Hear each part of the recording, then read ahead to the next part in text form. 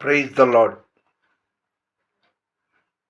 మార్చి 24వ తారీఖు మంగళవారం 2026వ సంవత్సరం మధ్యాహ్నం 3:30 ప్రాంతంలో దేవుని వాగ్దానం, అంటే మార్చి 24వ తారీఖు దేవుని వాగ్దానం హోషేయ 6వ అధ్యాయం 3వ వచనం.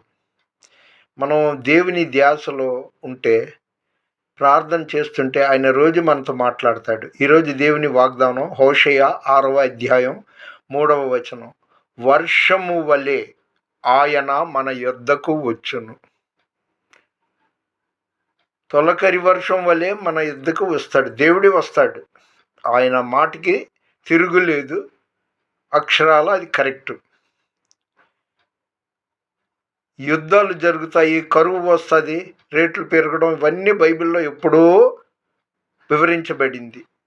ఈ యుద్ధాల ప్రభావంతో గ్యాస్ బండలు విపరీతంగా పెరగడంతో హోటళ్లలో తినుబండారాలు క్వాంటిటీ తక్కువ, ధరలు ఎక్కువ. ఉదాహరణకి ప్లేట్ ఇడ్లీ అనుకోండి, అది 20 రూపాయలు లేదా 25 రూపాయలు ఉండేది, ఇప్పుడు 35 రూపాయలు 40 రూపాయల వరకు అమ్ముతున్నారు. దాన్ని దేవుడు ఎప్పుడో బైబిల్లో వివరించబడిందే.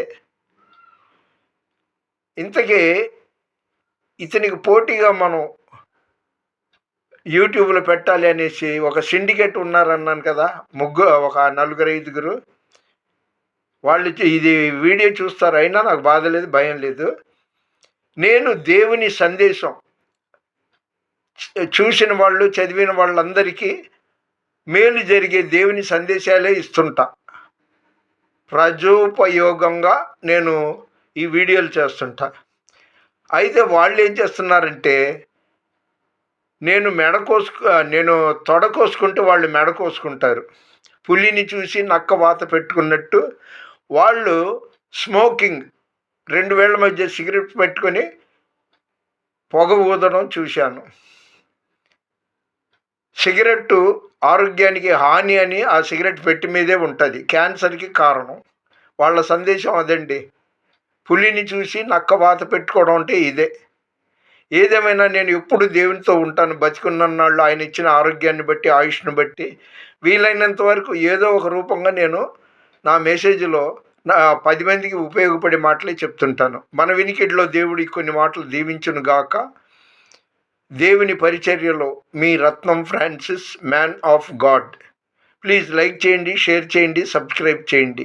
God bless you.